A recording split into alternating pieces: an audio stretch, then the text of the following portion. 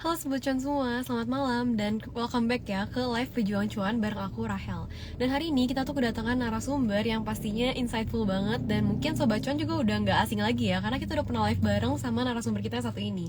Hari ini kita tuh kedatangan lagi nih kok Kevin Billy yang merupakan founder dari @diskusi.investasi.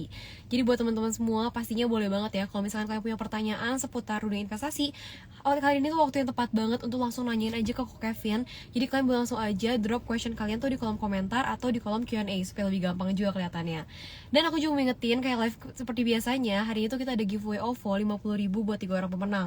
Caranya tuh gampang banget, kalian tinggal nonton IG live ini dan kalian jangan lupa untuk screenshot IG live ini dan juga post ke story kalian dan jangan lupa untuk tag @caricuan.official dan juga tag @diskusi.investasi. Jadi cengli banget gitu ya kan, kalian udah dapetin ilmu dari live ini, kalian bisa dapetin giveaway OVO juga. Oke, kita sambil tunggu kok Kevinnya join dulu ya. Sebelumnya aku mastiin dulu, boleh dong teman-teman komen kalau misalkan suara aku kurang jelas atau gimana, atau udah oke?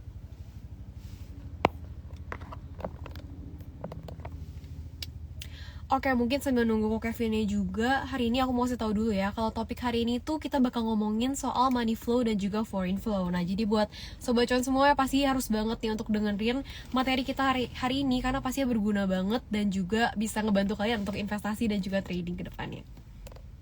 Oke. Kok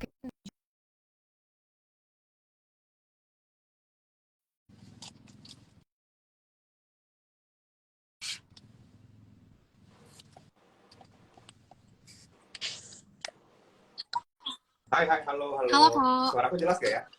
Jelas ya? Halo. Jelas, Jelas jelas. kok, Oke. man. Suara Halo, aku gimana, jelas gak? gimana? Apa kabar? Oh, baik, Lumayan, gimana nih baik, kok baik. Kevin sendiri? Nah, halo teman-teman semua nih. Udah lama gak ketemu Oke, ya? mungkin kok iya, buat perkenalan dulu nih buat ke sobat cuan semua mungkin yang belum kenal nih sama kok Kevin. Kenalan ya? Oke, Iya, halo kenalan dulu. semuanya, teman-teman nih mungkin yang baru join. Kita pernah live ya, kemarin dulu tuh ya. Jadi, salam Iya, kenal, gue Kevin dari Diskusi Investasi. Jadi, kita bakalan bahas tentang flow ya hari ini ya. Gue sendiri sih, personally, iya, ya cukup suka ya, cukup suka analisa flow karena itu pergerakannya bener-bener real ya, ada uang yang masuk dan ya mungkin spesifiknya ini bakalan bisa dipakai buat trading sama invest yang gue lakuin juga. Jadi gue invest ada, posisi trading juga ada. Jadi ini bakalan cocok banget lah buat teman-teman semua mau ini pemula ataupun yang udah expert, ini tetap bisa di-apply. oke, nah pastinya Ya. jadi Sobat Cuan harus dengerin semua ya, dan jangan lupa juga untuk ikutan giveaway kita hari ini. Oke, mungkin sebelum kita masuk ke topik utama ya nih kok, soal money flow dan juga foreign flow, aku mau minta outlook IHSG dulu dong dari mungkin seminggu ini atau Oke, outlook bulan-bulan ini gitu, dari IHSG kok ya, Kevin. kurang lebih sekarang kita memang lagi konsolidasi setelah kemarin itu sempat all time high di tahun lalu ya. Terus sampai ke 2023 memang ya cukup Iya. terkoreksi, cuma sebenarnya range koreksinya udah mulai makin kelihatan ya. Nah, sekarang ini sebenarnya IHSG sudah Oh. ada di resisten ya, resisten jangka pendek. Jadi kalau teman-teman lihat di sini area Hmm. 6.900 Hmm. sampai 6.950 itu krusial banget buat dijaga.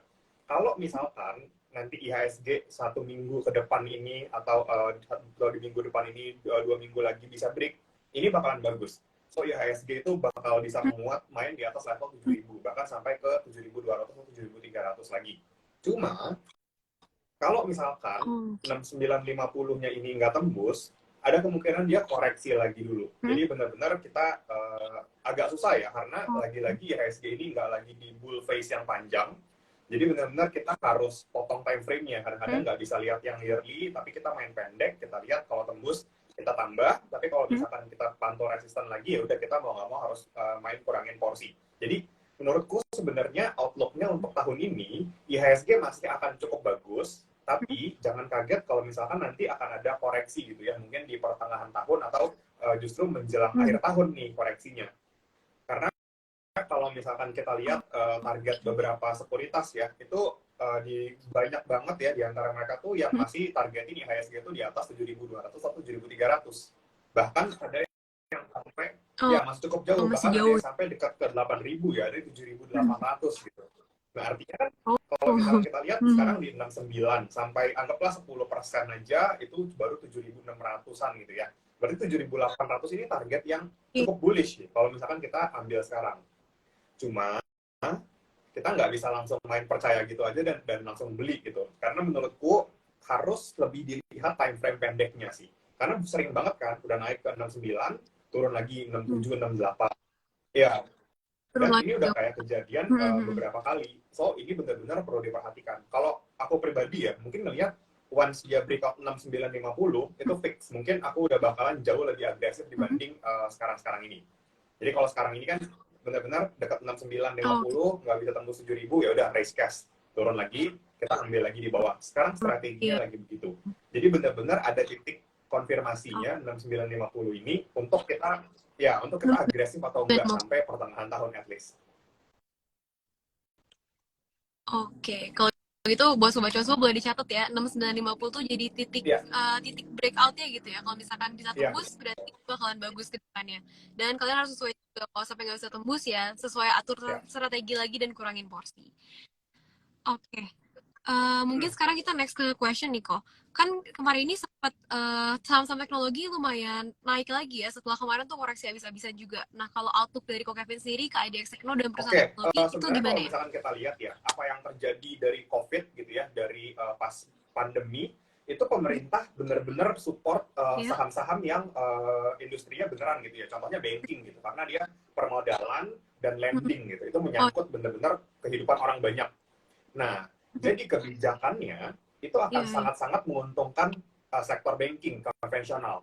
Dan dan ketika Hmm. suku bunga tinggi itu akan sangat nyiksa si sektor teknologi ya. Kayak kemarin kita lihat Arto ya yang justru udah profit ya, balik dari rugi jadi profit, harga sama justru turun drop jauh. Nah, ini tuh kebijakan, memang kebijakan kita nggak bisa Iya. lawan ya. Karena yang bisa kita lihat adalah kemarin ketika sektornya itu kehajar market, itu ketika kebijakannya balik arah, balik badan, maka ketika naik itu juga akan paling kencang. Jadi kalau misalkan kita semua Oh, iya. yakin nih, suku bunga kemarin inflasi udah tinggi, suku bunga bakalan pivot nanti 25 BPS gitu ya, the Fed, terus nanti turun jadi nol atau bahkan malah ngurangin di tahun depan, maka sektor teknologi ini bakalan jadi kencang banget. Wajar, karena ketika mereka turun pun, turunnya bener-bener parah kan, Hmm. habis banget gitu kan, turun 60%, 70%. Hmm. Jadi once kebijakannya balik arah, reboundnya juga akan paling tinggi. Dan outlook-nya gimana untuk teknologi di tahun Hmm. ini? Menurutku 1 tahun atau 2 tahun ke depan, teknologi ini Hmm. bisa jadi porto yang mengubah total return kita. Jadi menurutku ini bisa sangat potensial karena kelihatannya ini suku bunga sudah nggak akan terlalu kencang lagi ya. Jadi udah mulai akan stagnan. Mungkin belum 0 Hmm. BPS, mungkin masih akan naik 25 gitu ya atau 50. Tapi setidaknya tingkat inflasinya yang kemarin Hmm. itu sudah tertinggi. So menurutku tinggal tunggu waktu inflasinya mulai turun, mulai deket sama suku bunganya The Fed, terus akhirnya mereka stop naikin. Nah, di momen itu, mungkin kita udah Oh, nggak bisa dapat harga tag semurah ini sih. Karena balik lagi, pergerakan saham kan iya. selalu kayak proyeksi 3 atau 6 bulan ke depan kan. Jadi once kebijakan itu diambil, Iya. itu pasti udah kayak ya udah harga sahamnya udah lumayan naik. Nah, untuk teman-teman berarti kalau misalkan mau berspekulasi untuk nyari bottom, masuknya sih di nanti 1 minggu atau 2 minggu ke depan, The Fed ngumumin lagi kalau 50 BPS ya udah serok lagi, itu justru momen yang bagus gitu untuk buy on weakness. Karena balik lagi, kalau misalkan kita tahu lah ya cerita banyak orang sukses di bursa itu beli ketika krisis, terus jual pas harganya tinggi Iya, gitu. betul. Nah, sekarang ini Iya. lagi Iya. krisis untuk saham teknologi.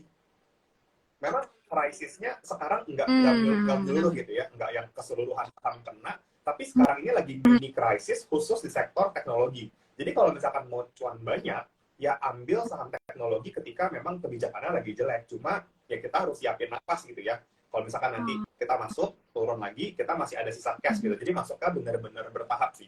Tapi overall, kalau misalkan ditanya teknologi bagus atau enggak, menurutku 1 tahun atau 2 tahun ini bakalan bagus. Tinggal kita cari ntar correctionnya aja buy on weakness di sana. Oke. Oke, berarti Sobat Cuan semua juga harus nyesuaiin lagi ya. Jangan sampai salah keputusan nih jadinya dan apa malahan lebih parah lagi kalau tiba-tiba all in semua uangnya dan jadi Ya, nggak bisa nyesuaiin portfolio lagi gitu ke depannya. Jadi atur-atur aja sendiri. Oke, mungkin sekarang kita masuk ke topik utama ya Niko, soal money flow dan juga foreign flow. Sebenarnya apa sih money flow itu dan emang penting banget ya sih buat diperhatiin selama saat kita Oke, investasi jadi dan juga trading? money flow ini kita bilang kayak big money gitu ya, uang yang dalam jumlah besar, mereka masuk ke satu sektor atau ke satu emiten secara konsisten gitu ya. Jadi nggak yang cuma hit and run, sekali masuk, hari ini masuk, terus besok udah nggak masuk lagi. Terus besok malah mulai buang pelan-pelan. Itu nggak kayak gitu. Jadi money flow ini yang kita lihat adalah konsistensinya sebenarnya. Kalau misalkan ditanya penting atau enggak, yes, ini penting banget. Karena balik lagi, mau kita trading atau kita invest, yang bisa menaikkan harga saham itu kan demand ya. Ketika ada bid, ketika ada uang yang ngantri atau ada uang yang HK gitu, baru harganya geser naik. Nah, money flow ini yang bisa bikin harganya naik sebenarnya. Jadi even mau trading pun atau mau invest jangka panjang, tetap money flow-nya harus ada. Karena bayangin, kalau misalkan kita invest gitu ya, money flow-nya nggak ada orang yang tertarik gitu, atau nggak ada big money fund yang masuk ke saham itu. Ya, terus ya siapa yang mau naikin sahamnya gitu kan? Karena ya udah bakal gitu aja. Ya udah, jadi benar-benar kinerja yang bagus cuma akan tercatat di laporan keuangan. Tapi kitanya personally nggak dapat cuan dari capital gain. Jadi benar-benar money flow ini penting banget. Apalagi buat yang trading. Trading kan mainnya lebih pendek nih. Coba bayangin, masuk saham, nungguin 2 bulan, 3 bulan, nggak bergerak sama sekali, bahkan 6 bulan, 1 tahun. Pasti kan kita lihat ada sektor. Iya, males banget kan? Karena ada sektor lain yang dapat flow. Jadi kita tuh pilih sektor yang salah gitu loh. Sektor yang memang lagi nggak dilirik sama siapa-siapa. Ya udah, nggak bakal kemana-mana. Jadi itu kayak pentingnya kita harus mikir itu kayak smart money atau big fund itu mikir. Mereka tuh lihatnya ke sektor mana. Kayak misal kemarin itu batu bara lagi bagus banget. Pasti money flow-nya ke batu bara. Yang lain mungkin nggak akan kemana-mana karena orang-orang fokus ke sana. Nah, kalau misalkan kita udah tahu nih uangnya ada di sana, ya udah masuk ke sana dong yang rame daripada nunggu yang lain yang lagi sepi gitu. Nah, itu bisa lebih menguntungkan dalam jangka waktu pendek. Jadi apakah penting money flow? Ini penting banget untuk trading atau untuk invest dibanding kita harus masuk nyangkut lama nunggu gitu ya, ujung-ujungnya cut loss dan malah nggak dapat nggak dapat capital gain, jatuh dividen juga belum tentu dapat gitu sih. Oke, nah kan kita udah tahu nih kalau flow itu penting banget ya untuk kita perhatiin. Nah, sebenarnya ada bedanya nggak sih flow uang asing sama lokal atau sebenarnya sama aja gitu? Gini sebenarnya, kalau misalkan ngomong lokal atau asing itu kan cuma masalah kode broker gitu ya. Misalkan kode broker luar sebagai asing, lokal ya lokal. Sebenarnya itu nggak akan terlalu signifikan karena sekarang pun fund besar asing ya kalau mereka mau buka account pakai broker lokal ya bisa-bisa aja juga kan. Terus fund lokal mau punya broker asing ya bisa-bisa juga gitu. Toh intinya tetap ini uang lah. Kita kalau aku personally sih nggak lihat perbedaan yang terlalu gimana-gimana karena ya mereka tetap bisa buka akun sekuritas. Sekarang tinggal konsistensinya yang penting. Kalau misalkan lokal yang masuk tapi konsisten, aku bisa ikutan entry dibanding foreign yang masuk cuma sekali terus besoknya udah nggak ada lagi. Gitu. Cuma sekarang ini kan kalau dari dulu ya, makanya sampai di apps kita tuh ada khusus ya foreign inflow sendiri gitu, kolom sendiri. Kenapa ini penting banget? Karena karena fund besar yang di luar negeri itu mereka akan cenderung pakai broker yang udah ditunjuk dan ada di seluruh negara. Kayak misalkan fundnya di Eropa, mereka bikin Credit Suisse gitu ya. Nah, Credit Suisse ini kan CS bisa dipakai di negara-negara lain kan ada cabang-cabang CS dan bisa beli broker, bisa beli saham pakai CS itu loh. Jadi enak, mereka take off ke satu company, ya udah mereka bisa beli di berbagai negara. Beda kayak misalkan mereka buka akun lokal di Indo, ya broker lokalnya ini nggak bisa dipakai di luar negeri aja. Jadi mereka tuh kadang-kadang pertimbangannya ya. Nah, yang perlu dilihat tuh sebenarnya kalau misalkan foreign itu fokus aja ke big cap. Jadi kita kalau misalkan mau fokus ngikutin foreign yang besar ini akan lebih banyak main di big caps karena terutama mereka tuh index fund ya, pasif. Jadi mereka benar-benar cuma ngikutin ya udah index FTSE mereka ikutin, kalau keluar ya keluar, masuk ya masuk gitu. Kalau LQ45-nya berubah, mereka pindah flow-nya. Jadi benar-benar cuma pasif fund. Dan biasanya mainnya di big caps karena mereka harus masuk ke saham yang cukup liquid, jangan sampai nyangkut gitu karena uang mereka besar banget kan. Gitu sih. Kalau misalnya ditanya soal ya lokal atau foreign, kalau misalkan mau lihat foreign, lihat di caps aja deh. Tapi di second liner atau di third liner itu udah dianggap sama lah. Hmm. Nggak, ya ya oke. Berarti sebenarnya yang penting mau foreign ataupun lokal itu yang penting konsistensinya ya yang kita Ya, lihat itu. karena gini, Karena yang bakal kalau ngaruh kalau juga misalkan ya ya, dan kita iya, hmm, karena gini, ya. kalau misalkan mereka ini benar-benar big money, Hmm, mereka ini nggak akan cukup masuk hmm. satu hari hit and run gitu. Jadi masuk Iya misalkan masuk benar-benar nggak 100 miliar mungkin. sehari itu nggak cukup. Kalau misalkan mereka benar-benar mau akumulasi dan Hmm. menurut mereka bagus, mereka akan ambil jumlah banyak, dan ketika satu hari nggak cukup, mereka akan beli lagi besoknya atau lusa atau minggu depan gitu ya, pas harganya cocok. Nah ini sebenarnya konsistensi yang ini yang kita cari. Jangan-jangan mereka cuma mau masuk sedikit, makanya masuknya cuma sehari gitu sih. Hmm. Iya. Oh, oke. Nah, oke, Hmm. mungkin selanjutnya nih kok. Sebenarnya gimana sih cara kita screening saham yang money flow-nya bagus? Kan dari tadi diomongin nih, kita harus cari yang money flow-nya ada gitu, flow-nya ada uang yang masuk gitu. Itu cara Oke, kita screeningnya cara gimana paling sih? gampang untuk lihat ada flow atau enggak itu sebenarnya dari volume, dari bar volume. Jadi kalau misalkan teman-teman di Hmm. sini buka chart gitu Hmm. ya di TradingView atau di app sekuritas, di bawah itu ada bar volume. Kayak misalkan contoh ya, contoh mungkin teman-teman lihat kemarin ini grupnya Panin ya, grupnya Hmm. grupnya Panin gitu. Grupnya Panin ketika ada flow itu volumenya langsung berubah drastis. Kayak misalkan kita lihat dari 2021 sampai 2022 pertengahan itu volumenya benar-benar kecil. Nah, baru mulai ada volume itu di bulan Mei 2022 ketika harganya mulai naik. Nah, jadi cara paling gampang itu lihat volume. Biasanya saham-saham yang sepi itu flow-nya ya belum ada. Makanya si PNIN ya, contohnya PNIN ini sideways-nya panjang dan ketika ada flow dia langsung naik. Nah, sebenarnya kita bisa lihat ya volume itu Hmm. adalah volume transaksi, seberapa banyak orang yang masuk gitu. Nah, kalau misalkan teman-teman di sini lihat saham yang sepi gitu ya, volumenya datar aja gitu. Terus tiba-tiba Hmm. seminggu terakhir volumenya kenceng gitu, apalagi bar volumenya hijau. Nah, bar Iya. volume hijau ini menandakan bahwa ketika mereka masuk, candle-nya hijau atau hari itu naik.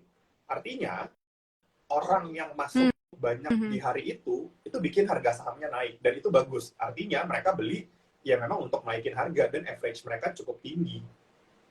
Jadi benar-benar dari itu. Jangan Hmm. sampai hijaunya tinggi nih satu hari, terus besoknya merah, terus Hmm. volumenya sama. Hilang. Nah itu sebenarnya berarti kita bisa hitung mungkin mereka Ya, jualan besoknya baik. gitu. Tapi selama Hmm. bar candle hijaunya untuk volumenya tinggi itu lebih banyak, berarti kita bisa ngomong oke, buyernya ada, tapi sellernya sedikit karena volume merahnya kecil Ya, gitu. oke. Berarti lihat barnya ya kalau misalkan buat screening Betul. money flow yang paling gampang. Nah, eh, kan dari tadi udah dibahas juga nih kok soal kalau money flow itu penting banget entah itu untuk investasi atau untuk trading. Tapi sebenarnya lebih cocok ke yang mana sih? Lebih cocok ke yang lebih butuh untuk investasi atau trading sih kita Oke, merhatiin money sebetulnya flow kalau ini. ditanya gitu lebih cocok untuk trading sih. Karena uh, kalau untuk trading, orang itu kan akan cenderung lebih pendek ya waktunya ya. Jadi ketika ada flow, mereka baru Iya. mau masuk. Beda mungkin ya sama yang invest, kayak ya udah misalkan invest, kayak contohnya Pak Lokeng Hong deh. Pak Lokeng Hong punya ini ya, punya Pandit juga, punya Petro ya, PTRO ya, Petrosi. Nah, sekarang kayak kita lihat ya, Petrosi ini kan udah ya rally dari bawah, cuma volumenya yang benar-benar tinggi itu ya di momen-momen tertentu aja. Nah sekarang kalau misalkan kita mau invest, kita masuk memang pas sepi.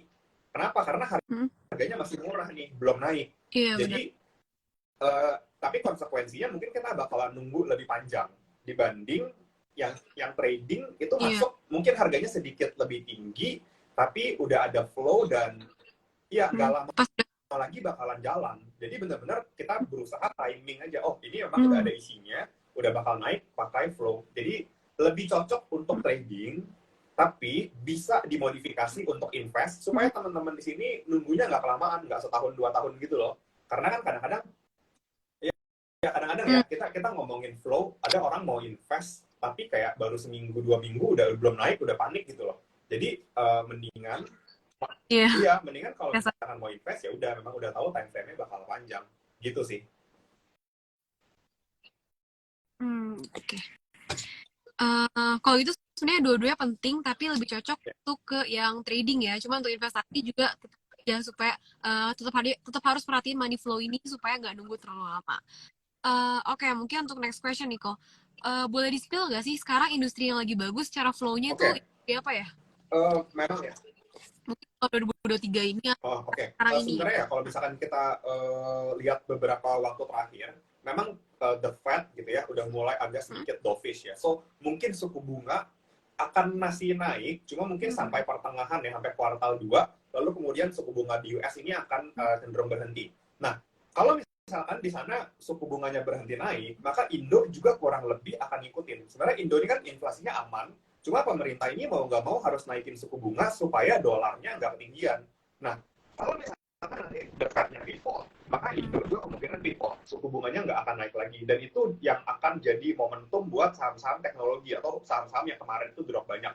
Nah, seperti biasa, sebelum Iya. kejadian, pasti market sudah bereaksi. Nah, bereaksinya kemana? Benar tadi, menurutku dia bereaksinya ke tech dan transportasi. Kayak kemarin kita lihat ada Bird ya, ada Oh, Bird, ASA, itu tiba-tiba reverse ya hmm. dari bawah, malah ASA tuh dari 600-an sampai balik ke 900-an. Udah main di kepala 9 lagi. Jadi Oh, benar-benar kayak, hmm. yes, memang dia Iya. turun dari atas, dari Tinggi. 3.000 sampai 600. Tapi bayangin, Hmm. dari 600 sampai 900, itu kan berarti 50% kan? Itu kurang dari sebulan loh naiknya. Nah, Iya, iya. iya, Cepet tiba-tiba banget. flow-nya ke sana. Jadi menurutku, kalau ditanya sektor apa yang menarik, ini sektor yang berhubungan dengan suku bunga sih. Jadi kalau kemarin suku bunganya naik terus tinggi, jelek, sekarang suku bunganya mulai ada tanda-tanda bakal peak, itu akan bagus. Ya pasti tech, mungkin aku Hmm. suka tech, transport, sama properti. Ini sektor yang bakalan cukup diuntungkan. Kalau misalkan suku bunganya nanti benar-benar pivot. Jadi, tapi cuma gini, balik lagi, Hmm. ini turunnya udah jauh, terus likuiditasnya juga tidak sebagus Hmm. big banks, jadi pasti pergerakannya cukup volatile. Jadi mungkin kemarin naik 8%, hari ini turun 5%, 4%, harus terbiasa dengan Hmm. volatilitas kayak gitu, karena benar-benar kita main di cup of tea yang beda gitu dibanding kayak saham Astra atau Telkom yang fluktuasinya tuh nggak terlalu besar. Jadi tiga sektor ini Hmm. Hmm. cukup menarik kalau misalkan kita lihat flow-nya di beberapa hari terakhir, apalagi ya mungkin kita lihat kayak valuasinya udah cukup murah sih, udah sangat-sangat reasonable lah untuk entry. Hmm. Iya, karena udah sempat ke Betul, koreksi dan jauh juga kelihatan gitu jelas ya. volumenya bagus, tinggal kita entry semurah mungkin lah, jadi pas koreksi aja kita baru entry lagi, menurutku sih gitu sih. Oke, berarti tadi ada teknologi, Ya, properti, sama betul. transportasi. Oh.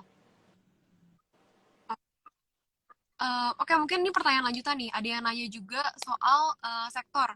Eh, ini dari Kalandra. Apakah sektor banking di tahun 2023 ini terlihat kelam, Kak? Banking big banks ya mungkin maksudnya ya. Nanya, Oke, iya mungkin big banks. kalau menurutku ya, big banks masih akan bagus, cuma kita nggak bisa expect dia naiknya kayak tahun lalu, pas tiba-tiba resultnya langsung bagus. Kayak Bank Mandiri aja naik sampai ke 10 ribuan kan, dan itu naiknya cepat banget. Cuma, Iya. misalkan kalau misalkan ditanya Hmm. apakah resultnya masih akan bagus, menurutku yes, masih akan bagus. Cuma untuk harga sahamnya, jangan expect kayak Bank Mandiri nih ya, contoh ya, dia naik dari 7.000 sampai 10.000 gitu ya, cuma dalam waktu beberapa bulan. Kita nggak bisa expect kayak gitu lagi.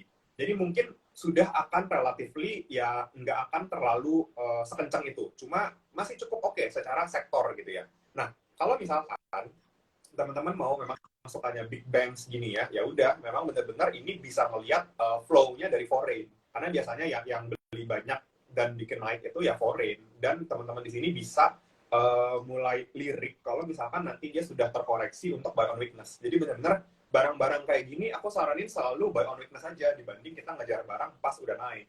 Jadi ya, jadi mungkin nanti Hmm. kayak misalkan ada correction gitu ya, mungkin yang koreksi yang cukup besar di IHSG, pasti kan bobotnya ke banking yang lumayan drop.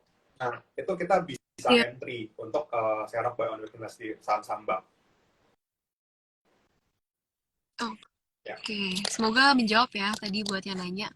Eh, itu ada yang nanya nih kok soal kalau misalkan pemula apa aja sih yang harus disiapin? Kan hari ini bahas soal flow ya. Apakah mereka harus belajar dari flow dulu atau dari apa dulu nih buat pemula yang mau masuk saham?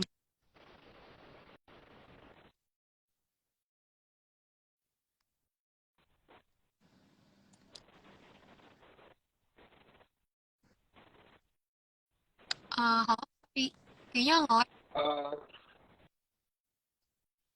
ya, oke. Sorry, udah jelas belum ya suaraku? Oke.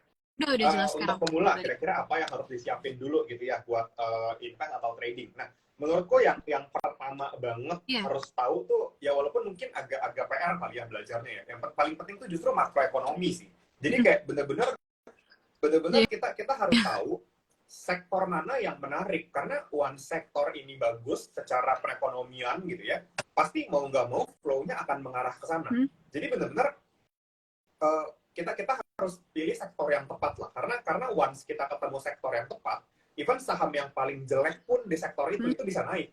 Kayak misalkan batu bara, nggak usah lah yang Iya, benar. bagus-bagus, yang gede, yang Iya. dividen, yang cuan, yang masih rugi aja bisa naik kalau sektornya memang pas. Jadi benar-benar mau nggak mau kita harus ngelihat makroekonomi baru turun. Kayak misalkan contoh tadi kita ngomong suku bunga ya. Oke, suku bunga mau pivot, mau berhenti turun, dan mungkin nanti inflasi turun, suku bunga juga mungkin akan diturunin.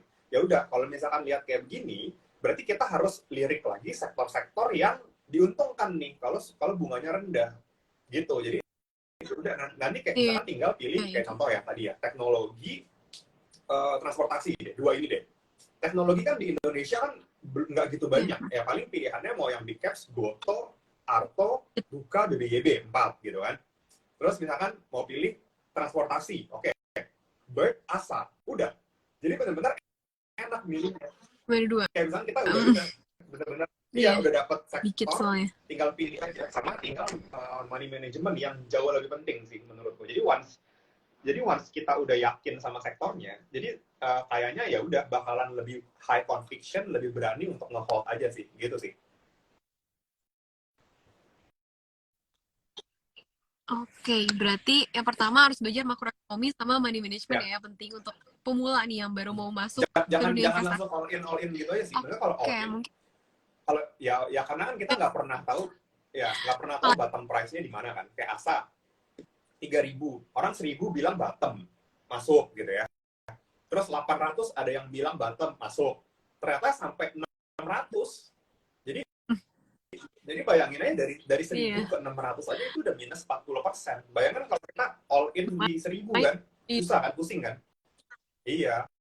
Iya, susah, nggak bisa lagi buat Iya. buka buat down juga. Oke, ini next ada yang nanya lagi nih kok soal Mandiri mau stock split gimana view-nya kok? Oke, untuk banking memang kita harus kalau stock split itu memang nggak akan ada perubahan dari valuasi atau apa ya, itu cuma harganya kepotong setengah. Ini kan 1:2, harganya kepotong setengah, terus jumlah sahamnya beredar jadi double. Oke, terus bagus atau enggak sebenarnya untuk banking menurutku, untuk stock split di saham-saham yang memang high profit, yang bagus kayak begini, blue chip yang benar-benar oke, ini bagus. Kenapa? Karena saham big banks ini itu jadi sahamnya orang buat nabung saham gitu loh.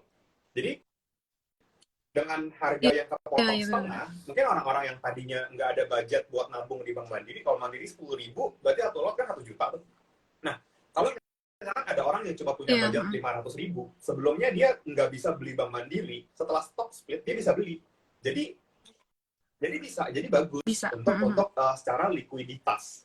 Cuma balik lagi, stock split ini tidak berarti harganya akan naik, valuasinya jadi murah, terus profitnya jadi lebih besar. Enggak. Cuma likuiditas dan ada buyer baru aja yang lebih bisa masuk untuk nyicil saham.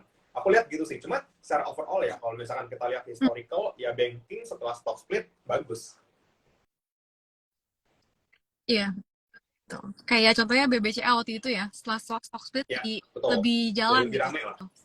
Sahamnya nggak betul.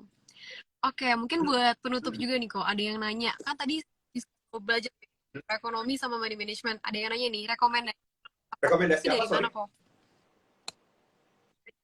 Belajar makroekonomi, soal jadi makro. gini, makroekonomi itu benar-benar luas dan sangat dinamis ya. Jadi kita mau nggak mau, pasti setiap case kayak beda gitu ya. Kayak misalkan pandemi COVID gitu ya, terus suku bunga naik ini itu ya karena dulu mungkin belum pernah kejadian, jadi something new gitu loh.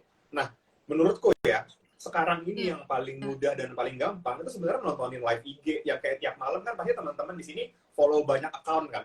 Nah, itu tuh isinya orang-orang yang sharing dan pasti mereka pakai makroekonomi untuk analisa itu. Jadi kebanyakan orang kan metode analisa kan top down ya berarti ya. Iya. Kalau kalau makro terus baru ke company gitu ya. Jadi menurutku paling gampang itu sebenarnya dengerin pendapat banyak orang.